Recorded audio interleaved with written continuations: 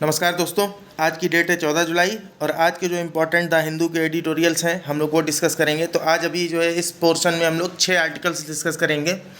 इसके बाद जो है कुछ आर्टिकल्स और भी हैं, तो अगर हो सका तो आज जो है उनका पार्ट 2 बनाकर उनको भी अपलोड कर देंगे। तो आज हम लोग जो 6 आर्टिकल डिस्कस करेंगे उसमें से पहला आर्टिकल जो है ये पिछले दिनों का है, जो छूटा हुआ चला आ रहा था काफ़ी समय से। आज इसको कवर कर लेंगे। High modernism and giant artificial intelligence. ये देखिए, हाई मॉडर्निज्म जो है ये एक नया टर्म है। इस पर यूपीएससी प्रीटी में आपसे क्वेश्चन पूछ सकती है। तो हाई मॉडर्निज्म का मतलब एक बार यहाँ पे हम लोग समझ लेते हैं कि आपने 3 इडियट मूवी देखी होगी। तो 3 इडियट मूवी में जो पी सहस्त्रबुद्धे वीरू सहस्त्रबुद्धे थे, तो वीरू सहस्त्रबुद्धे जो डायरेक्टर थे वहाँ उस इंजीनियरिंग इंस्टीट्यूट में, वो हर किसी का फ्यूचर पहले ही डिसाइड कर देते थे कि कोई बच्चा जो है आगे चल के क्या बनेगा। जैसा कि जो है पूरी पिक्चर की थीम में ये निकल के आता है कि बच्चा क्या बनेगा ये पहले से ही डिसाइड कर देना। मीन्स इसमें होता क्या है कि जब आप किसी के बारे में कोई डिसीजन खुद ही कर देते हैं, जैसे माता पिता ने अगर अपने बच्चे के बारे में पहले ये तय कर दिया कि ये आगे चल के डॉक्टर बनेगा या इंजीनियर बनेगा या एस्ट्रोनॉट बनेगा, क्या बनेगा, तो इसमें बच्चे की अपनी चॉइसेस जो होती हैं, उसकी अपनी जो क्रिएटिविटी होती है, उसका जो अपना नॉलेज का एक्सपेंशन होता है, या उसका जो अपना एक विशेष प्रकार का कह सकते हैं कि जो पर्सनालिटी डेवलपमेंट हो सकता है, वो चीज़ें इम्पैक्ट हो जाती हैं और इसके जो फ्यूचर रिजल्ट्स होते हैं वो धीरे धीरे करके नेगेटिव आते हैं। तो ठीक उसी तरीके से वर्तमान समय में जो पॉलिटिकल लीडरशिप है, वो पॉलिटिकल लीडरशिप अपनी पॉलिसी फ्रेमिंग के दौरान डेमोक्रेटिक क्रिएटिविटी को पूरी तरीके से नज़रअंदाज कर दे रही है। और ये मतलब एक तरीके से क्या टॉप टू बॉटम अप्रोच की तरह काम कर रहा है कि ऊपर से पॉलिसी बना दी, नीचे वालों की कोई जो है एडवाइसेस नहीं ली गई, उनके साथ कोई कंसल्टेशन नहीं किया गया, बस पॉलिसी बना करके उनके ऊपर सीधा लागू कर दिया। पॉलिटिकल लीडरशिप ने अपने लेवल पर ही तय कर दिया कि हम जो कर रहे हैं यही सबसे बेस्ट है, इससे बेहतर जो है सिटीजन्स के लिए कुछ हो नहीं सकता। तो इस कॉन्सेप्ट को जो है हाई मॉडर्निज्म कहते हैं। और इसके साथ में जाइंट आर्टिफिशियल इंटेलिजेंस को जब आप इंक्लूड करके देखेंगे तो कहते हैं कि आर्टिफिशियल इंटेलिजेंस सिस्टम के बेस पर जो पॉलिसी फ्रेमिंग की जाती है, या इससे मतलब आर्टिफिशियल इंटेलिजेंस का यूज़ करके अगर हम सिटीजन्स के वेलफेयर के लिए कोई प्रोग्रामिंग या कोई सॉफ्टवेयर या कोई पॉलिसी इंस्टीट्यूट करते हैं, मीन्स फ्रेम करते हैं, बनाते हैं, तो वो जो है वो लोकतांत्रिक प्रक्रिया को एक तरीके से निरस्त कर देती है। क्योंकि नीचे से कोई मतलब जो लोग हैं उन लोगों की कोई पर्सनल ओपिनियन या उनकी राय उनके साथ में किसी तरीके का कोई सलाह मशवरा नहीं किया जाता है। जहाँ तक giant artificial intelligence learning apps की बात है, तो आप देखिए जैसे चैट जीपीटी के बारे में बात की थी उस आर्टिकल में, तो चैट जीपीटी जो है वो एक जो है लार्ज लैंग्वेज मॉड्यूल है। ये ध्यान रखिएगा, लार्ज लैंग्वेज मॉड्यूल। अगर कभी जो है इससे रिलेटेड कोई स्टेटमेंट बनाया जाए तो कन्फ्यूज मत हो जाइएगा। तो लार्ज लैंग्वेज मॉड्यूल क्या है कि जो है इनके पास ढेर ऐसे सर्वर हैं जिसमें बहुत सारी इन्फॉर्मेशन है, और उस इन्फॉर्मेशन के बेस पर आप उससे जब कोई क्वेश्चन पूछोगे तो वो आंसर कर देगा। लेकिन ऑथर ये कहते हैं कि अगर इससे आप कोई थोड़ा सा भी क्रिएटिव क्वेश्चन पूछो तो ये ठीक ठीक जवाब नहीं दे सकता, या आप थोड़ा सा उसी क्वेश्चन को थोड़ा सा घुमा फिरा के पूछोगे तो ये जवाब देने में असफल हो जाएगा। दूसरा कहते हैं कि आर्टिफिशियल इंटेलिजेंस के थ्रू जो भी हम लोग इस तरीके के अनुप्रयोग कर रहे हैं, जो पॉलिसी फ्रेमिंग वगैरह में हमारी हेल्प कर सकते हैं ऐसा हम सोचते हैं, तो इनकी प्रॉब्लम ये है कि इन्हें जो है इनका नॉलेज लिमिटेड है। और ये लिमिटेड नॉलेज जो है वो ठीक ऐसे है जैसे किसी एटलस में, मीन्स जो मानचित्रावली होती है जिसमें मैप होते हैं दुनिया के, तो कहते हैं कि ये ठीक ऐसे है जैसे किसी एटलस के मानचित्रों से हमने दुनिया देख ली हो। मीन्स मानचित्रों में हम दुनिया देख तो सकते हैं, लेकिन जो स्थानीयता के पहलू हैं, जो विविधता के पहलू हैं, जो रचनात्मकता के पहलू हैं, वो हम मैप के थ्रू नहीं देख सकते। वो देखने के लिए लोकल लेवल पे आपको जाना ही पड़ेगा। मीन्स अगर ऐसे होता तो फिर लोग टूरिज्म जो है क्यों आगे बढ़ता, केवल लोग मैप में ही दुनिया देख लेते।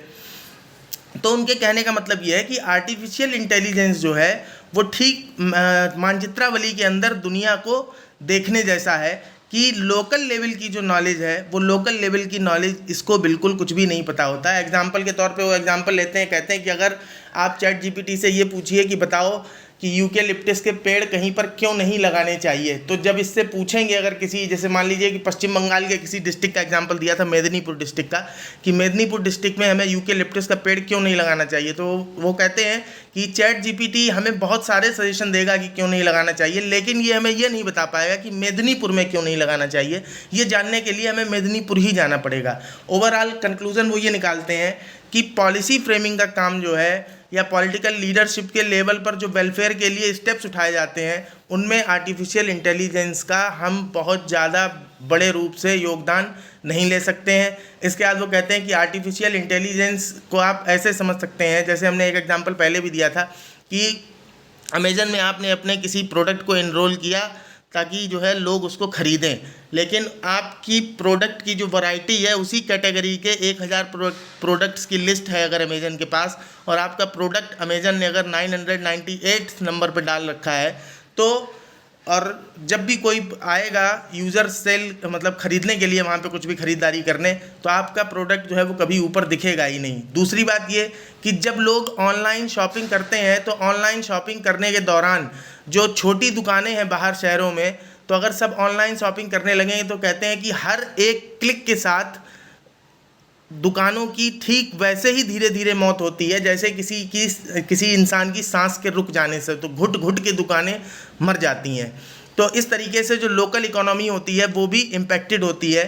तो इस तरह से वो कहते हैं कि आर्टिफिशियल इंटेलिजेंस जो है वो हमारे लिए थोड़ी बहुत हेल्पफुल तो हो सकती है, लेकिन अगर हम ये सोचें कि ये पूरी तरीके से मानवीय कार्यों में जगह ले लेगा या रचनात्मक कामों की जगह ले लेगा, तो आर्टिफिशियल इंटेलिजेंस ऐसा नहीं कर सकता। इसलिए हम इसके जो है लिमिटेड यूज़ ही कर सकते हैं। तो आप हाई मॉडर्निज्म का कॉन्सेप्ट याद रखिएगा। उसके बाद आप देखिए दूसरा आर्टिकल जो है कल का था, हम लोग डिस्कस नहीं कर पाए थे, बहुत ज़्यादा नहीं था, इसमें साइंस से रिलेटेड आर्टिकल है। तो एक सर्वे होता है, मतलब एक सर्वे हुआ है अमेरिका में, और उस सर्वे का नाम है ABCD। इसको एनीबडी कैन डांस मत समझिएगा। ABCD का मतलब है adolescent brain cognitive development report, ठीक है। तो ये USA में जो ब्रेन डेवलपमेंट है उसकी स्टडी का एक सबसे बड़ा जो है सर्वे है, और इस सर्वे की रिपोर्ट में ये बात निकल के आई सामने कि जो गरीबी होती है, अगर कोई मनुष्य जो है वो गरीबी की स्थिति में है या फिर कठिन परिस्थितियों में अपना जीवन गुजारता है, तो बचपन से कठिन परिस्थितियों में जीवन गुजारने की वजह से उसके शारीरिक वृद्धि के साथ साथ उसकी मानसिक वृद्धि पर भी असर पड़ता है। और ब्रेन का एक हिस्सा होता है हिप्पोकैम्पस, तो वो हिप्पोकैम्पस जो है वो ठीक से डेवलप नहीं हो पाता है, और हिप्पोकैम्पस जो है वो मेमोरी से रिलेटेड चीज़ों के लिए रिस्पॉन्सिबल होता है। तो अगर हिप्पोकैम्पस डेवलप नहीं हो पाता है तो ऑब्वियसली इस तरह के जो बच्चे हैं उनमें आप दिमागी तौर पर या याददाश्त के तौर पर उनमें जो है आपको कहीं ना कहीं अन्य बच्चों की अपेक्षा कमजोरी दिखाई देगी। दूसरा, इस आर्टिकल में एक पॉइंट ये निकल के आता है कि जो गवर्नमेंट्स के द्वारा वेलफेयर की योजनाएं चलाई जाती हैं, उन योजनाओं से अगर गरीबी को हटाने में कहीं पर मदद मिलती है, तो रिलेटिवली ये भी स्टडी किया गया कि ऐसे बच्चों के ऊपर जिन्हें गवर्नमेंट की चलाई हुई वेलफेयर स्कीम्स की मदद मिल रही थी, उनके हिप्पोकैम्पस के डेवलपमेंट में, और जिन्हें मदद नहीं मिल रही मीन्स जो पुअर लोग हैं एकदम, जो किसी तरह से मदद नहीं पा रहे थे, उन बच्चों के हिप्पोकैम्पस के डेवलपमेंट में अंतर है। मीन्स वेलफेयर स्कीम्स जो हैं वो मानव के मस्तिष्क के अच्छे विकास में मदद करती हैं। तो इस तरीके से ये दो आर्टिकल्स हैं जिनके इंपॉर्टेंट पॉइंट हम लोगों ने डिस्कस कर लिए। आज का हमारा जो तीसरा आर्टिकल है वो है GST काउंसिल से। 50th GST council meet lift the fog on many areas. देखिए अभी जो है 50वीं बैठक हुई है GST काउंसिल की, और उसमें क्या पहले से कई सारे मुद्दे जो उलझे चले आ रहे थे उनको लेकर के अब स्थिति क्लियर हुई है। जैसे जो है ऑनलाइन गेमिंग है, ऑनलाइन गेमिंग पोर्टल्स के ऊपर जो है कैसा क्या टैक्स रहेगा, जो बड़े वाहन हैं उनके ऊपर टैक्स को लेकर के क्या कंडीशन रहेगी, या जो टैक्स से रिलेटेड रेट हैं 5, 12, 18, 28, इनमें जो है कोई चेंज किया जाएगा या नहीं किया जाएगा, या फिर GST से रिलेटेड जो भी डिस्प्यूट्स होते हैं उन डिस्प्यूट्स के सॉल्व होने के लिए कोई मैकेनिज्म बनाई जाएगी या नहीं बनाई जाएगी। तो इस तरीके के कई मुद्दों से जो है में स्पष्टता आई है इस 50वीं GST काउंसिल की मीटिंग के बाद। उसके बाद अगला आर्टिकल जो हम लोग डिस्कस करेंगे वो होगा नाटो से रिलेटेड। नाटो की अभी जो है लिथुआनिया में मीटिंग हुई है, नाटो की जो एडमिनिस्ट्रेटिव काउंसिल है उस काउंसिल की, तो उससे कुछ कंक्लूजन निकल के आते हैं, ऑथर कुछ अपनी राय देते हैं नाटो के बारे में, उस पर आर्टिकल है। उसके बाद जो है अभी हाल ही में इलाहाबाद हाई कोर्ट ने एक वर्डिक्ट दिया है एक कपल को लेकर के, और उस कपल को वर्डिक्ट में उन्होंने जो है जो जिस तरीके की विवेचना की निर्णय देते समय, तो वो विवेचना सर्वोच्च न्यायालय द्वारा दिए गए निर्णयों के कहीं ना कहीं विरुद्ध जाती है। तो ऑथर का मानना ये है कि ये जो निर्णय आया, जो एडजुडिकेशन है, इसे कॉन्स्टिट्यूशनल सेंस में एक्सेप्ट करना मुश्किल है। तो an unacceptable verdict in the constitutional sense. और उसके बाद जो है छठवां और लास्ट आर्टिकल हमारा आज का जो होगा वो होगा कि जो वैज्ञानिक हैं उन्हें सोशल इश्यूज़ पर इन्वॉल्व होना चाहिए या नहीं होना चाहिए, क्या वो सोशल इश्यूज़ पर चर्चा करने के लिए कोई कॉन्फ्रेंस या फिर किसी तरीके का पार्टिसिपेशन नहीं कर सकते हैं या कर सकते हैं। ये एक्चुअल में मैटर इसलिए उछला है क्योंकि एक इंस्टीट्यूट है, आप काफ़ी फेमस इंस्टीट्यूट आप जानते होंगे, इंडियन इंस्टीट्यूट ऑफ साइंस। तो IISc बेंगलोर के साइंटिस्ट जो हैं एक कॉन्फ्रेंस आयोजित करने जा रहे थे डिस्कशन के लिए UAPA के ऊपर। UAPA आप जानते होंगे, एक एक्ट है जो एक तरीके से आप कह सकते हैं कि अनलॉफुल जो एक्टिविटीज़ हैं उनके खिलाफ कार्यवाही करने के संदर्भ में होता है। तो उस एक्ट के ऊपर चर्चा करने जा रहे थे, तो वहाँ के जो डायरेक्टर हैं उन्होंने उसको आयोजित करने की इजाज़त नहीं दी। और जब आयोजित करने की इजाज़त नहीं दी, उसके बाद में जो है उन जो प्रोफेसर्स थे उन्होंने लेटर लिख करके जो है दिया होगा कि ये सेंसरशिप आपने जो की हमारे आयोजन के ऊपर, ये ठीक नहीं है। तो उसमें जिन लोगों ने साइन किए थे साइंटिस्ट ने, उन साइंटिस्ट में से कुछ साइंटिस्ट जो है वो मोहाली में एक इंस्टीट्यूट है IISER, वहाँ के भी साइंटिस्ट थे। तो उनसे जो है जवाब मांगा है वहाँ के डीन ने। तो इस संदर्भ में वो आर्टिकल है कि साइंटिस्ट जो हैं उनको ज़रूरत है कुछ जो स्वतंत्र अभिव्यक्ति करने की। तो ज़रूरत है कि नहीं है, उसके क्या फ़ायदे हैं, क्या नुकसान है, ये आर्टिकल में जो है ऑथर ने डिस्कस करने की कोशिश की है। तो चलिए आज हम अपने तीसरे आर्टिकल की तरफ चलते हैं, जो GST काउंसिल की 50वीं मीटिंग हुई। तो सबसे पहले हम लोग बेसिक्स देख लेते हैं कि आखिरकार GST काउंसिल है क्या। तो GST काउंसिल जो है आर्टिकल 279A 279A में जो है इसके बारे में उल्लेख किया गया, इसके तहत इसको स्थापित किया गया। और ये आर्टिकल 279A जो है ये 101वें संविधान संशोधन विधेयक 2016 के द्वारा जो है स्थापित हुआ है संविधान में। तो आर्टिकल 279A के अकॉर्डिंग जो है GST काउंसिल एक जॉइंट फोरम है जिसमें जो सेंटर और स्टेट्स दोनों के अधिकारियों से मिलकर के बनती है। जिसमें आप देखेंगे तो अध्यक्ष कौन है, जो वित्त मंत्री हैं केंद्र सरकार के, वो अध्यक्ष हैं। दूसरा जो सदस्य हैं, मींस केंद्र सरकार में जो वित्त विभाग से रिलेटेड यानी राजस्व विभाग से रिलेटेड जो राज्य मंत्री होंगे वो सदस्य होंगे इसके।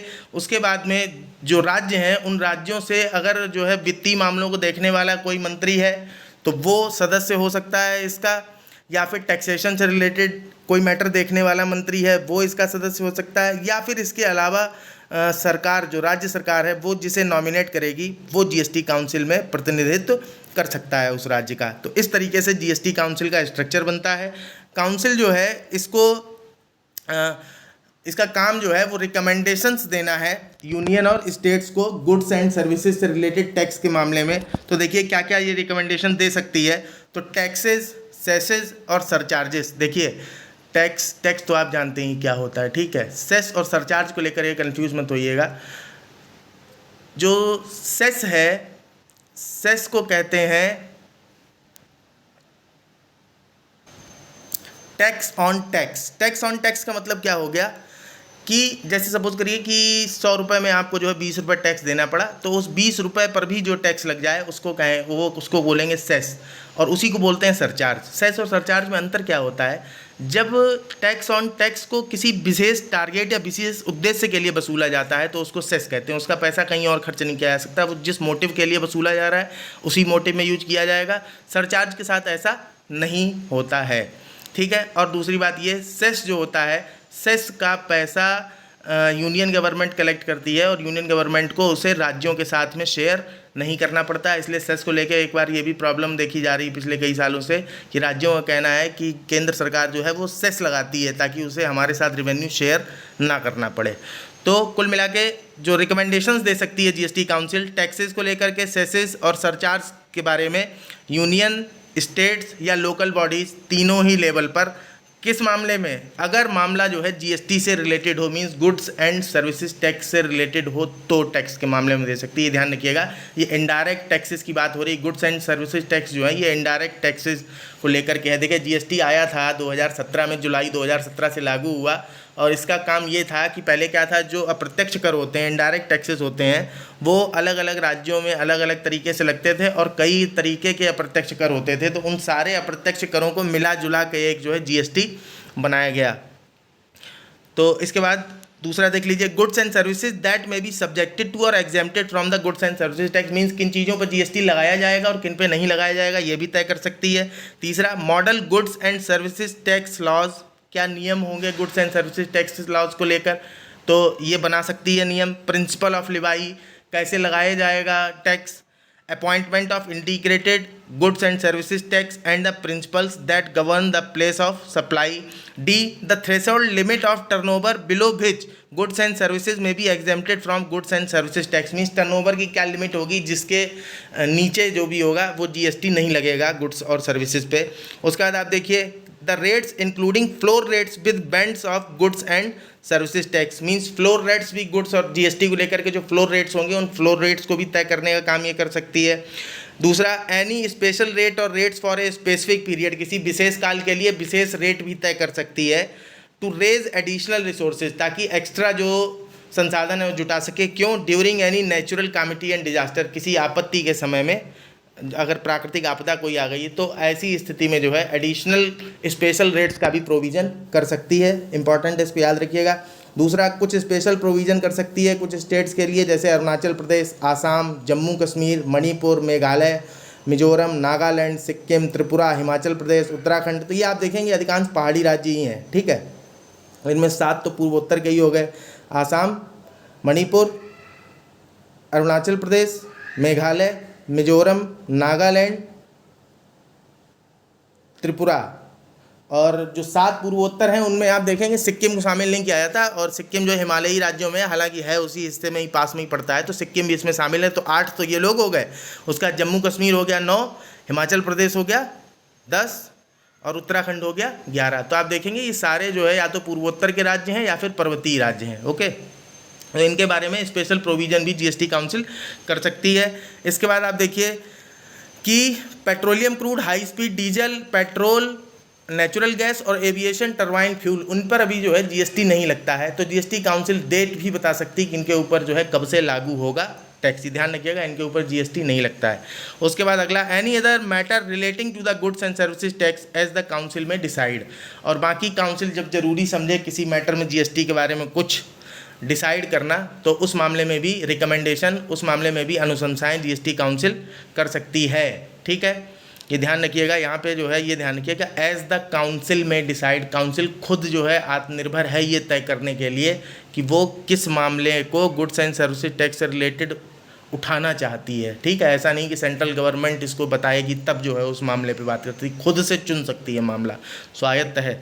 इसके बाद आगे देखेंगे आप कि जो मैकेनिज्म है जीएसटी काउंसिल की वो इस तरीके से चलती है कि सेंटर और स्टेट दोनों के बीच में जो संबंध है वो सौहार्दपूर्ण बने रहें। क्योंकि देखिए, क्योंकि सारे इनडायरेक्ट टैक्सेस जो हैं उनको एक जगह इकट्ठा कर दिया गया है जीएसटी में, तो सब जगह एक जगह इकट्ठा करने की वजह से क्या है कि राजस्व की उगाही और उसको कलेक्ट करने का काम और कलेक्ट करने के बाद बांटने का काम, तो इसमें कहीं पक्षपात जैसी कोई स्थिति ना आ जाए जिससे आपसी वैमनस्य खड़ा हो जाए। जैसे आप देखते होंगे कि जो है राज्य कभी कभी आरोप लगाते रहते हैं कि केंद्र ने हमारा पैसा नहीं दिया, केंद्र ने हमारा पैसा नहीं दिया, तो इस तरीके की स्थिति ना खड़ी हो पाए। उसके बाद जो है संविधान संशोधन, ये कौन सा था? 101वां संविधान संशोधन था अधिनियम के तौर पे। बाकी अगर आप विधेयक के तौर पे देखेंगे तो 122वां संविधान संशोधन विधेयक था। ये बात याद रखिएगा, यूपीएससी कभी कभी इस तरीके के क्वेश्चन पूछ लेती है कि कौन सा संविधान संशोधन विधेयक था। एक बार पूछा है किसी चीज़ के लिए एक क्वेश्चन जो है संविधान संशोधन विधेयक पे जो है आज से 3-4 साल पहले यूपीएससी एक बार पूछ चुकी है। तो इसके बारे में आप ये याद रखिएगा जीएसटी को लेकर के कि जो संविधान संशोधन अधिनियम है वो 101वां है जब अमेंड हो गया कॉन्स्टिट्यूशन। बाकी जो बिल था वो 122th बिल था, यानी 122वां बिल था, ये याद रखिएगा। तो कुल मिला के आगे देखिए, जीएसटी काउंसिल की वर्किंग आप समझ लीजिए कि पहली बात तो ये कि इसका कोरम जो है, मीन्स कोरम क्या होगा पूरा होने का, तो कोरम आप देख लीजिए, जैसे संसद है तो संसद में जब कोई विधेयक लाया जाता है तो उसकी भी मीटिंग का कोरम होता है कि कम से कम कितने सांसद वहाँ उपस्थित होने चाहिए। और ऐसे ही जो है जीएसटी काउंसिल में भी जो है कोरम है। तो यहाँ क्या है कि जितने सदस्य हैं सब मिला करके मिले जुला के आधे कम से कम जो है उपस्थित हों, तब जो है जीएसटी काउंसिल की मीटिंग अगर कोई डिसीजन लेती तो उसे माना जाएगा। दूसरी बात ये कि कोई भी निर्णय जो होगा वो वोटिंग के ही द्वारा किया जाएगा, और वोटिंग करने में कम से कम जो है उसे 3/4 मत मिले हों वेटेज के हिसाब से। ये वेटेज के हिसाब से क्यों लिखा हुआ है? वेटेज के हिसाब से इसलिए लिखा हुआ है क्योंकि केंद्र सरकार और राज्य सरकार दो मीन्स स्टेक होल्डर्स, दो दावेदार जो हैं इसमें शामिल हैं। तो जो केंद्र सरकार है उसको 1/3 वेटेज दिया गया है, 1/3 वेटेज। जैसे मान लीजिए कि अगर कहीं पे 100 वोट की बात होती तो एक तरीके से अगर केंद्र सरकार 1 वोट अपना दे देगी तो इसके वोट 33 माने जाएंगे कि इसने 33 वोट दे दिए, 33.33। ओके, ऐसे ही बाकी के स्टेट जब सारे लोग पूरे वोट डाल देंगे तो उनका परसेंटेज बनेगा जा करके बचा 2/3 हिस्सा जो भी होगा। तो ये वेटेज है कि 1/3 केंद्र सरकार का वेटेज है, और केंद्र सरकार से आप देख रहे होंगे कि 2 ही प्राणी है, एक तो जो है वित्त मंत्री अध्यक्ष हैं और एक जो राज्य मंत्री होगा राजस्व विभाग का वो। और इसके अलावा बाकी सारे मेंबर्स जो हैं वो राज्यों के मीन्स राज्य सरकारों ने जिन्हें जो है प्रतिनिधि के तौर पे जीएसटी काउंसिल में भेजा है, तो उनके सबका जो वोट का वेटेज है वो 2/3 है। और डिसीजन जो पास होगा कम से कम जो है 3/4 वोट मिले हों उसको, तब जो है हो पाएगा डिसीजन पास। आगे बढ़ते हैं। ये ध्यान रखिएगा कि 12 सितंबर 2016 को यूनियन कैबिनेट ने जो है जीएसटी काउंसिल के गठन को प्रधानमंत्री जी की अध्यक्षता में जो है अप्रूव किया था। और जब अप्रूव हुआ तो ये देख लीजिएगा कि आर्टिकल 279A जो है अमेंडेड कॉन्स्टिट्यूशन का, उसके द्वारा इसको जो है गठित किया गया, प्लस नई दिल्ली में इसका एक सचिवालय बनाया गया, प्लस ये ध्यान रखिएगा कि अध्यक्ष जो है वित्त मंत्री होती हैं, प्लस जीएसटी काउंसिल के एक सचिव होंगे। तो जो जीएसटी काउंसिल के सचिव होंगे वो कौन है? वो राजस्व विभाग के जो सचिव हैं वो एक्स ऑफिशियो सेक्रेटरी हैं, मीन्स जब तक वो राजस्व विभाग के सचिव रहेंगे तब तक वो जीएसटी काउंसिल के भी सचिव रहेंगे। दूसरा, जो central board of excise and customs है, ये देखिए इनडायरेक्ट टैक्सेस से रिलेटेड मामला है, तो इनडायरेक्ट टैक्सेस को रेगुलेट करने वाली जो बॉडी थी वो यही है, ये मतलब जो देखने वाली बॉडी है वो यही है, central board of excise and customs CBEC। तो ये CBEC के जो चेयरपर्सन है, जो अध्यक्ष हैं, उनको एज ए परमानेंट इनवाइटी जो है इसमें रखा जाता है जीएसटी काउंसिल में, लेकिन ये वोट नहीं कर सकते, ये नॉन वोटिंग मेंबर हैं, लेकिन सारी जो प्रोसीडिंग्स हैं उन प्रोसीडिंग्स में इन्हें रहना होता है। दूसरा, इसमें जो है एक पोस्ट एडिशनल सेक्रेटरी की है और 4 पोस्ट जो है वो कमिश्नर की हैं। तो जो एडिशनल सेक्रेटरी होगा वो भारत सरकार के एडिशनल सेक्रेटरी के लेवल का ही कोई अधिकारी होगा, जबकि जो कमिश्नर होंगे जीएसटी काउंसिल में 4, वो भारत सरकार में संयुक्त सचिव स्तर के होंगे, यानी जॉइंट सेक्रेटरी लेवल के ही कोई 4 अधिकारी होंगे। इसके बाद आप आगे देखिए कि जो खर्चे होंगे, बार बार होने वाले खर्चे हों या एक बार होने वाले खर्चे हों जीएसटी काउंसिल को लेकर के या जीएसटी काउंसिल के स्टाफ को लेकर के, तो वो सारा जो खर्च का वहन होगा वो केंद्र सरकार उठाएगी, उसमें राज्यों को कुछ नहीं देना है। इसके अलावा जो स्टाफ होगा जीएसटी काउंसिल के सेक्रेटेरिएट का, सचिवालय का, उस स्टाफ में राज्यों से भी लिए गए अधिकारी शामिल होंगे और केंद्र सरकार के भी अधिकारी शामिल होंगे। मीन्स जो सचिवालय है वहाँ दोनों ही तरह के अधिकारी होंगे, राज्यों द्वारा तैनात किए गए अधिकारी भी होंगे डेप्यूटेशन पे, और केंद्र सरकार के अधिकारी तो वहाँ होंगे ही होंगे। अब हम लोग आज के अपने आर्टिकल पे आते हैं। तो ऑथर कहते हैं कि जो 50वीं जीएसटी काउंसिल की मीटिंग है, इसने कई सारे अस्पष्ट मुद्दों को और ज़्यादा क्लियर कर दिया है। इसकी मीटिंग लगभग 5 महीने बाद हुई और इसने कई सारे जो नॉटी इशूज़ थे, जो उलझे हुए मुद्दे थे, उनको क्लियर किया, जैसे कि अपीलेट ट्रिब्यूनल्स का गठन होगा या नहीं होगा, tax treatment for booming online gaming industry, जो ऑनलाइन गेमिंग इंडस्ट्री है इसके ऊपर टैक्स लगेगा कि नहीं लगेगा। तो कहते हैं कि सबसे पहली चीज़ जो जीएसटी काउंसिल की मीटिंग में तय हुई ये कि जो अपीलेट ट्रिब्यूनल्स है वो बनाए जाएंगे। हालांकि राज्यों ने जो है 50 ट्रिब्यूनल बेंचेस की मांग की थी, तो ये जो ट्रिब्यूनल्स हैं इनको कई मतलब चरणों में बनाया जाएगा।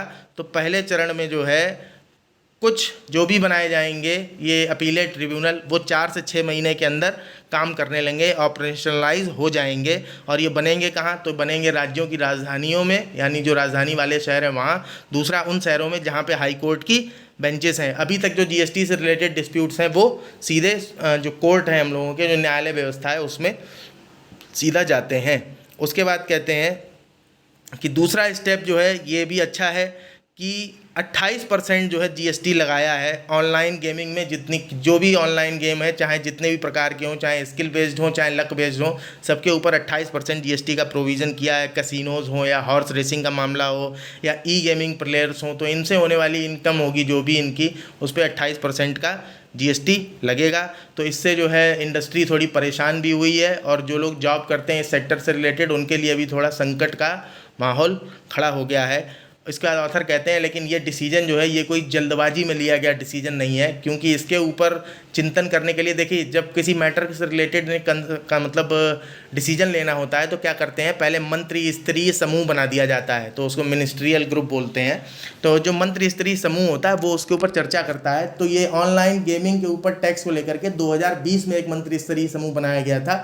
वो मंत्री स्तरीय समूह जो है उसने 2 बार चर्चा की है कम से कम, और चर्चा करने के बाद तब जा कर के 28% जीएसटी जो है गेमिंग या फिर जो ऑनलाइन बेट्स हैं, ऑनलाइन गेम्स में जो बेट्स हैं या कसिनोज़ हैं या हॉर्स रेसिंग है, इन पर 28% जीएसटी लगाया है।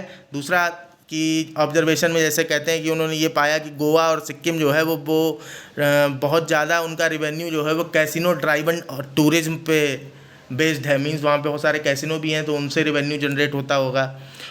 तो गोवा और सिक्किम जो है, सिक्किम राज्य जो है, ये दोनों casino drive and tourism revenues पर बेस्ड हैं।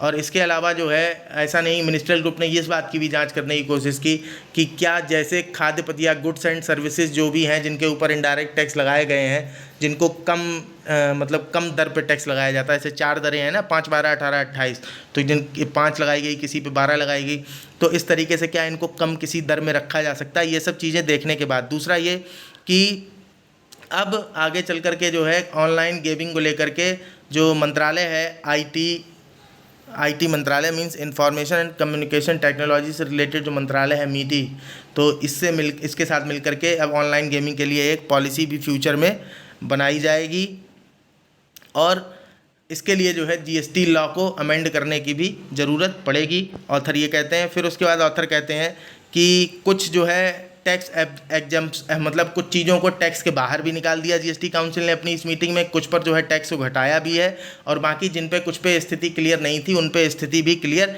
की है। जैसे सिनेमा हॉल में जो फूड और बेवरेज लोग खाते थे उस पर जो है अभी तक काफ़ी ज़्यादा टैक्स लगता था, तो अब उसे जो है 5% जीएसटी में ला करके रख दिया है। जैसे कि अनकुक्ड स्नैक पैलेट्स हों, या जो है फिश सॉल्यूबल पेस्ट हो, या जो ये जरी यार्न है, इमिटेशन जरी, इमिटेशन का मतलब होता है कॉपी हो किसी चीज़ की, तो जरी यार्न जो है इसके ऊपर, जैसे इनके ऊपर 5% है, तो वैसे ही जो है अब सिनेमा में मिलने वाले फूड्स एंड बेवरेजेस के ऊपर भी 5% जीएसटी रह गया है। और ऑथर कहते हैं पता नहीं 6 साल क्यों लगे ये तय करने में, इसे तो बहुत पहले ही कर देना चाहिए था। दूसरा कहते हैं कि जो कैंसर रिलेटेड ड्रग्स हैं और इसके अलावा कुछ और भी इम्पॉर्टेंट ड्रग्स हैं, तो उनको लेकर के अब जो है जीएसटी के बाहर कर दिया है। Exempting drugs imported for cancer and some rare diseases, जो कुछ रेयर डिजीजेज हैं उनको लेकर के, उनसे रिलेटेड ड्रग्स और कैंसर से रिलेटेड ड्रग्स को जो है जीएसटी से बरी कर दिया, उनके ऊपर से जीएसटी पूरी तरीके से हटा लिया है। और कहते हैं कि ये पहले भी किया जा सकता था, जैसे कि जो है गाड़ियों के ऊपर जो स्पोर्ट यूटिलिटी व्हीकल्स होते हैं, जो बड़ी गाड़ियां हैं, उनके ऊपर काफ़ी ज़्यादा टैक्स लगाया हुआ था, तो इसको पहले भी ऐसा कर सकते थे, हटा सकते थे। जैसे ये बात नेचुरली सबको पता है कि बहुत ज़्यादा ट्रैफिक कंजेशन होता है, तो बहुत ज़्यादा बड़ी गाड़ियों के ऊपर अगर हायर टैक्स लगा भी दिया जाता है तो ये कुछ गलत नहीं है, ताकि उनके यूज को जो है डिसुएड किया जा सके, मीन्स जो है डिमोरलाइज किया जा सके कि लोग ज़्यादा यूज़ ना करें उसको। फिर उसके बाद जो है लास्ट में कहते हैं कि खैर जो भी निर्णय लिए हों काउंसिल ने, आगे कैसे रहेंगे ये तो जब इनका इम्प्लीकेशन हो जाएगा, जब इम्प्लीमेंटेशन हो जाएगा तब पता चलेगा। फ़िलहाल वो ये कहते हैं कि लेकिन अभी भी एक मुद्दा बाकी है, और वो मुद्दा क्या है, वो मुद्दा ये है कि जो जीएसटी काउंसिल है, अब चूंकि चुनाव आने वाले हैं, तो ऑथर कहते हैं कि चुनाव के दौरान शायद जीएसटी काउंसिल की मीटिंग अब इतनी जल्दी नहीं हो पाएगी। और जीएसटी काउंसिल ने ये भी प्रॉमिस किया था, जो ये रेट्स हैं इसके 5, 12, 18, 28, इन पर भी, इनको भी सुधारने के लिए जो है काम करेगी। तो इसके लिए जो है कमेटी, हमने आपको बताया ना कि कोई मैटर है तो उसके लिए कमेटी बनाते हैं। तो जो मिनिस्ट्रियल ग्रुप बनाया गया था, उस मिनिस्ट्रियल ग्रुप को बना तो दिया है, लेकिन अब इस समय उस ग्रुप को चलाने के लिए, या मीन्स कोई अध्यक्ष नहीं है उस ग्रुप में, मिनिस्ट्रियल ग्रुप में, जिसकी अध्यक्षता अभी तक जो है BS बोम्मई कर रहे थे। तो ये सवाल अभी भी अधूरा रह गया कि इस कमेटी की आगे जो है अध्यक्षता कौन करेगा। तो इस तरीके से GST काउंसिल से रिलेटेड हमारा एक्ट था। इसके बाद अगले आर्टिकल की ओर हम लोग चलते हैं जो नाटो से रिलेटेड है। तो नाटो के बारे में एक्ट जो है उसको डिस्कस करने से पहले हम लोग जो है नाटो के बेसिक देख लेते हैं कि नाटो के बेसिक क्या है। तो नाटो जो है, इसका पूरा नाम है नॉर्थ अटलांटिक ट्रीटी ऑर्गेनाइजेशन, और नॉर्थ अटलांटिक ट्रीटी ऑर्गेनाइजेशन इसको जो है नॉर्थ अटलांटिक अलायंस भी बोलते हैं। ये एक इंटर गवर्नमेंटल मिलिट्री अलायंस है, ध्यान दीजिएगा इस बात पे। इंटर गवर्नमेंटल, अंतर सरकारी मिलिट्री अलायंस, सैन्य गठबंधन है ये, ओके, अंतर सरकारी सैन्य गठबंधन है, जिसके अभी 31 सदस्य देश हैं। और ये ट्रीटी जो है 31 देशों के बीच में साइन है, जिसमें से 29 देश जो हैं वो यूरोपियन हैं और 2 देश जो हैं वो नॉर्थ अमेरिकन है। तो कौन नॉर्थ अमेरिकन होंगे आप समझ ही रहे होंगे, USA और कनाडा।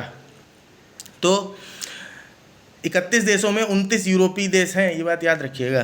तो आगे देखिए आप, ये बना कब था? तो ये जो है वर्ल्ड वॉर 2 के बाद में बना है, द्वितीय विश्व युद्ध के बाद। और 4 अप्रैल 1949 को जो है ये नॉर्थ अटलांटिक ट्रीटी साइन की गई थी। और इनिशियली जो है 12 देशों ने मिलकर के पहले इसे साइन किया था। तो फाउंडिंग मेंबर जो है इसके 12 थे, और बाकी 9 बार जो है सदस्यता दी गई है देशों को। तो 9 बार सदस्यता आगे देते देते अब आज की डेट में जो है 32 देश हो गए हैं, 31 देश हो गए हैं। 32वां देश जो नेक्स्ट होने की संभावना है वो स्वीडन होगा। अभी जो 31वां जो सदस्य बना है वो फिनलैंड है। आगे भी देखिए आएगी सारी चीज़ें। तो नाटो जो है वो एक कलेक्टिव सिक्योरिटी सिस्टम है। कलेक्टिव सिक्योरिटी सिस्टम क्यों है? मतलब कुल मिला के ये है कि आप कभी जब पढ़ेंगे इतिहास, आप विश्व इतिहास पढ़ेंगे तो उसमें आपको पता चलेगा कि जो विश्व युद्ध थे, तो विश्व युद्धों की शुरुआत ही, पहला विश्व युद्ध हुआ ही इसीलिए था कि यूरोप के जो 3 देश थे उन्होंने आपस में अलायंस किया, और अपने अलायंस में जो है पहली बार यही इसी तरह की शर्त शामिल कर ली थी कि अगर किसी ने हम में से किसी एक के ऊपर हमला बोला तो फिर हम सब लोग, हम तीनों के खिलाफ हमला माना जाएगा, हम तीनों मिल के उससे लड़ेंगे। तो वो जो गठबंधन पहले बना उसके खिलाफ फिर दूसरा गठबंधन बना, फिर बाद में जो है 2 देशों की झड़प में आपस में पता चला पूरा दोनों ग्रुप ही आपस में लड़ गए, और वो दोनों ग्रुप जब लड़े तभी जो है वो विश्व युद्ध में कन्वर्ट हो गया। नहीं तो मामला केवल 2 देशों तक ही निपट जाता। हालांकि आप जब पढ़ेंगे कभी तो प्रथम विश्व युद्ध के तात्कालिक कारण में आपको सर्बिया के राजकुमार की हत्या, इस तरीके की चीज़ें पढ़ने को मिलती हैं। तो कुल मिला के जो मेन कॉज था वास्तव में विश्व इतिहास आप जब देखेंगे तो ये इस तरीके के प्रोविज़न ही थे कि जो रख लिया था ना, कलेक्टिव सिक्योरिटी सिस्टम था उनका भी, कि अगर हमारे में से किसी एक के ऊपर किसी ने हमला किया तो फिर हम तीनों लोग मिल के लड़ने जाएंगे। और ये उन्होंने सोचा ये होगा कि कोई लड़ने नहीं आएगा। उन्हें क्या पता कि दूसरे लोग भी ग्रुप बना लेंगे कि तो ठीक है हम अकेले लड़ने नहीं जाएंगे, हम इकट्ठे लड़ेंगे जाके। कुल मिला के आप जानते हैं कि विश्व युद्ध की त्रासदी से दुनिया गुजरी है, तो काफ़ी खतरनाक तरीके से रहे विश्व युद्ध दोनों, है ना। कुल मिला के आगे देखते हैं हम लोग। तो कलेक्टिव सिक्योरिटी सिस्टम है जो कि थर्ड पार्टी के ऊपर अटैक कर देगा। तो यहाँ थर्ड पार्टी कौन है? जैसे कि जो भी देश है मान लीजिए अंदर नाटो में है, तो जिसके ऊपर अटैक हुआ एक वो बचे, दूसरी तरफ बाकी देश, तो 2 पार्टी ये हो गई, तीसरा वो जिसने अटैक किया, तो थर्ड पार्टी के ऊपर सब मिल के अटैक कर देंगे। ओके, अब आप इसको देखिए कि बना एक्चुअल में जो है ये आप समझिए कि जो रशिया कह रहे हैं, सॉरी, पहले रशिया का जो पूर्वज था, एंसेस्टर आप कह सकते हैं, USSR था, सोवियत यूनियन कहते हैं उसको। तो सोवियत यूनियन जो है वो कम्युनिस्ट विचारधारा से रिलेटेड था, तो कम्युनिज्म को प्रचार प्रसार करने के चक्कर में रहता था। और ये जो है ये पूंजीवादी व्यवस्था थी अमेरिका की, तो ये जो है ग्लोबलाइजेशन और पूंजीवादी व्यवस्था, उदारवादी व्यवस्था को आगे ले जाने के चक्कर में रहते थे।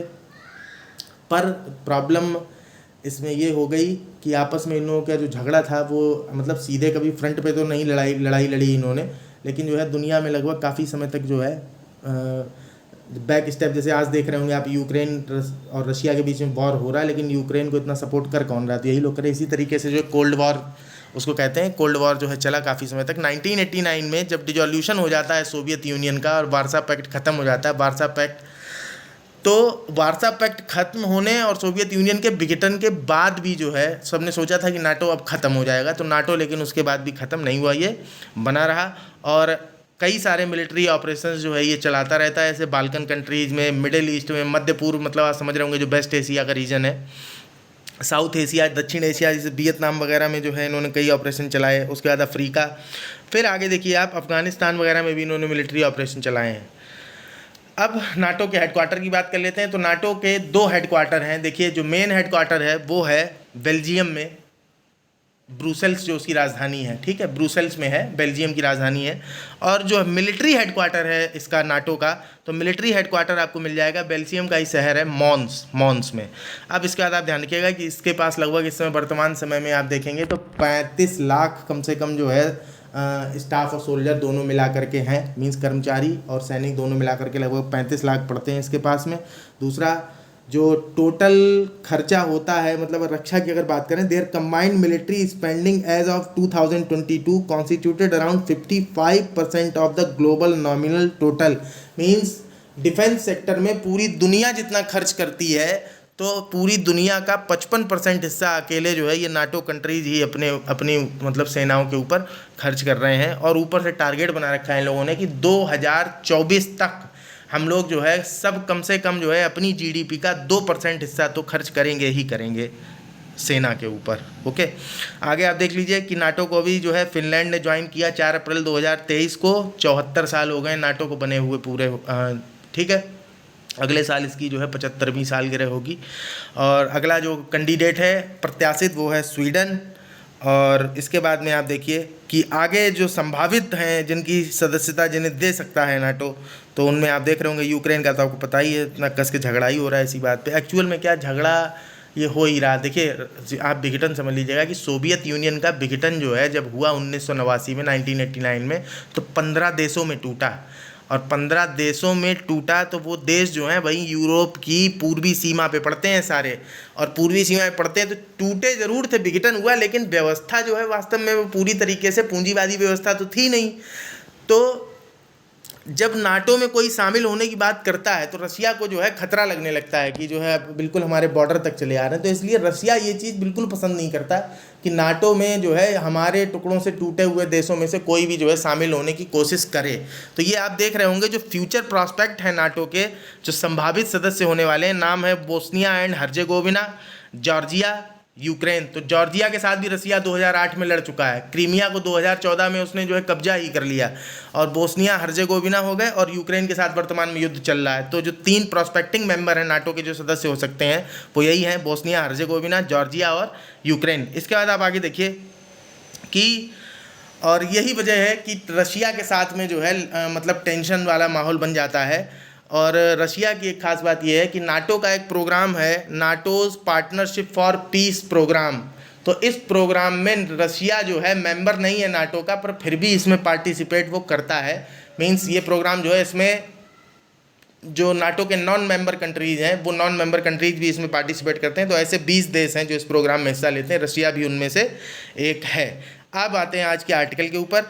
तो आर्टिकल आप देख लीजिए, ये कायदे से आज हमारा जो है चौथा आर्टिकल है। 2 आर्टिकल पहले स्टार्टिंग में भी डिस्कस किए थे, क्योंकि अब क्या थोड़ा टाइम बढ़ रहा है, तो अब हम लोग दूसरा पार्ट जो है उसमें बचे 2 आर्टिकल डिस्कस करेंगे।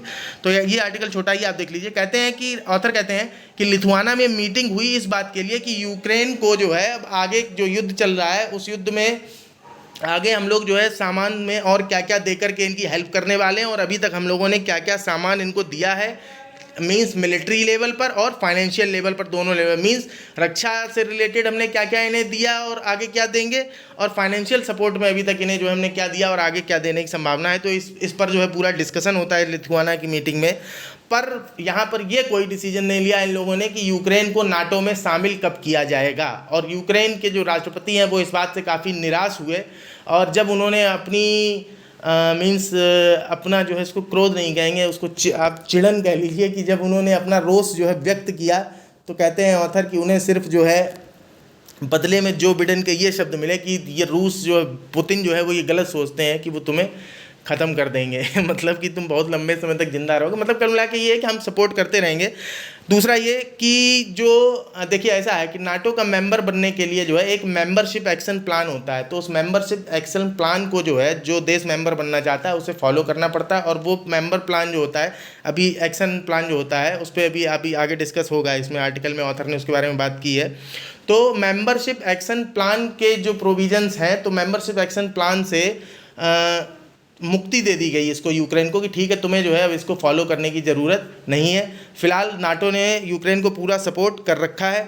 आगे देखिए, आगे कहते हैं कि देखिए यूक्रेन जो है इतना बड़ा युद्ध भी लड़ रहा है, ये मेंबरशिप को लेकर के ही स्टार्ट ही हुआ है कि मेंबरशिप अगर लेने की बात ना की होती तो रशिया के साथ कोई झगड़ा ही नहीं होता। तो कह रहे हैं कि दूसरे लोग तो मेंबर बने जा रहे हैं। देखिए आप जो है कि फिनलैंड 31वें मेंबर के रूप में एनरोल हो गया, लेकिन जो है इनके बारे में कोई विचार नहीं कर रहा। और जल्दी स्वीडन भी जो है वो मेंबर होने की कगार पे है, और टर्की ने अपने ऑब्जेक्शन को हटा लिया है। तो टर्की अपना ऑब्जेक्शन हटाने के बाद स्वीडन का भी रास्ता साफ हो गया है कि अब वो भी बहुत जल्दी जैसे ही एक्सेशन इंस्ट्रूमेंट पे साइन करेगा तो वो भी नाटो का मेंबर हो जाएगा। फिर कहते हैं कि नाटो ने न सिर्फ यूक्रेन की पूरा युद्ध लड़ने में बहुत ज़्यादा मदद की है, साथ ही साथ में उसको मेंबर एक्शनशिप प्लान से भी जो है बरी कर दिया। लेकिन अभी नाटो की मेंबरशिप उसे कब मिलेगी इस बारे में कोई किसी तरीके का निर्णय नहीं लिया है। बाकी आप यहाँ देखिए कि जो मेंबरशिप एक्शन प्लान है ये क्या क्या करता है, आप इसको देख लीजिए। इंपॉर्टेंट है कि पीटी में भी इससे क्वेश्चन बना सकते हैं। This plan is a series of political and military steps. इसमें जो है राजनीतिक और सैन्य दोनों तरीके के कदम शामिल हैं to ensure that the prospective new entrant is a functioning democracy based on a market economy. Means जो शामिल होने जा रहा है देश हमारे सदस्य के तौर पे, वो देश जो है वो डेमोक्रेसी बेस्ड मार्केट इकोनॉमी पर टिका हुआ है। दूसरा, इसकी मिलिट्री जो है टाइट सिविलियन कंट्रोल में है। तीसरा, ये जो है बातचीत के द्वारा समाधान करेगा हर चीज़ का। Mean it shows commitment to the peaceful resolution of conflicts. जो झगड़े होंगे, जो विवाद होंगे, उनको शांतिपूर्वक सुलझाने में विश्वास करता है। That it treats minority populations Fairlie. जो इसके यहाँ अल्पसंख्यक समुदाय हैं उनके साथ ये अच्छा व्यवहार करता है। और it has the ability and willingness to contribute to NATO operations. और इसकी इच्छा है कि फर्दर फ्यूचर में जो नाटो के ऑपरेशंस होंगे ये उसमें जो है इसकी क्षमता भी है और इच्छा भी है कि उन ऑपरेशंस में सहयोग करे। तो इन मानकों को पूरा करने के लिए जो पॉलिटिकल और मिलिट्री स्टेप्स की एक सीरीज़ है उसको कहते हैं मेंबरशिप एक्शन प्लान। तो इस प्लान से यूक्रेन को छूट दे दी है नाटो ने अभी अपनी मीटिंग में। कुल मिला के अंत में ऑथर कहते हैं कि नाटो की मीटिंग तो हुई, लेकिन एक जो सबसे महत्वपूर्ण सवाल था उस पर तो ऐसे लगा जैसे वहाँ के सारे नेता भूल ही गए। उस सवाल की तो किसी ने बात ही नहीं की। और वो सवाल क्या था? वो सवाल ये था कि ये नाटो जो धीरे धीरे सदस्य बनाता जा रहा है, बढ़ाता जा रहा है, जो रिक्रूटमेंट कैंपेन इसने अपना चला रखा है, तो ये अपने रिक्रूटमेंट कैंपेन को कब बंद करेगा, या इसे बंद करना चाहिए या नहीं करना चाहिए, या फिर इसको आगे कैसे कंटिन्यू करना है, तो क्या लिमिटेशंस होनी चाहिए इसके ऊपर। इस पर जो है कोई चर्चा ही नहीं हुई। ऐसे लगा कि जैसे जो है नाटो के मेंबर कंट्रीज जो हैं वो इस बारे में भूल गए। जबकि दुनिया में जो अभी इस समय युद्ध चल रहा है, या जो लड़ाई की जड़ है, जो सबसे विवादित मुद्दा है, वो यही है कि नाटो की सदस्यता जब कोई लेने जाता है तो झगड़ा छिड़ जाता है। एग्जाम्पल के तौर पे ऑथर आगे कहते हैं कि जैसे आप देख ही सकते हो 2008 में जॉर्जिया को लेकर, अभी वर्तमान समय में यूक्रेन को लेकर के। तो नाटो के बारे में अंत में जो है ये एक्सपेक्ट करते हैं ऑथर कि नाटो जो है कम से कम, अभी हुआ क्या कि यूएसए ने जो है ये और डिसाइड किया कि क्लस्टर एम्यूनिशन, ये एक तरीके का आप समझ लीजिए कि ये भी जो है हथियार हैं और ये थोड़े ज़्यादा खतरनाक टाइप के हथियार हैं। तो क्लस्टर एम्यूनिशन देने का डिसीजन किया यूएसए ने यूक्रेन को। तो वही ऑथर कहते हैं कि क्लस्टर एम्यूनिशन यूक्रेन को देकर के, या फिर आगे जो वित्तीय और सैन्य उपकरणों के द्वारा सहायता दे करके नाटो अपनी भूमिका निभा रहा है रसिया यूक्रेन वॉर में, इससे कहीं ज़्यादा बेहतर ये होता कि नाटो जो है ये कहता है कि वो जो है डेमोक्रेसी बेस्ड इकोनॉमीज़ को सपोर्ट करता है, डेमोक्रेसी को सपोर्ट करता है, ह्यूमन राइट्स को सपोर्ट करता है, पीस को सपोर्ट करता है। तो बेहतर ये होता कि बात ये केवल कागज़ों में ना होती। मीन्स आप अपनी इन मान्यताओं के पक्ष में कोई कदम उठाते, जैसे कि जो रशिया यूक्रेन वॉर है, कम से कम इसमें जो है सीज फायर जैसी कोई कंडीशन आ जाए, कुछ समय के लिए पार्शियली जो है कम से कम युद्ध विराम की स्थिति आ जाए और कुछ शांति वार्ता हो कि कोई आगे जो है वो रास्ता निकल सके। जो शत्रुता है वो कुछ समय के लिए भले अस्थायी तौर पे ही शांत होती, तो कम से कम उसके लिए कोई प्रयास करता तो ये ज़्यादा बेहतर होता। तो इस तरीके से आज हमारे जो है ये 4 आर्टिकल अभी हो गए। 2 आर्टिकल के लिए हम लोग आगे अभी अगला वीडियो बना के इसको कंप्लीट करेंगे। चलिए ठीक है, नमस्कार, धन्यवाद।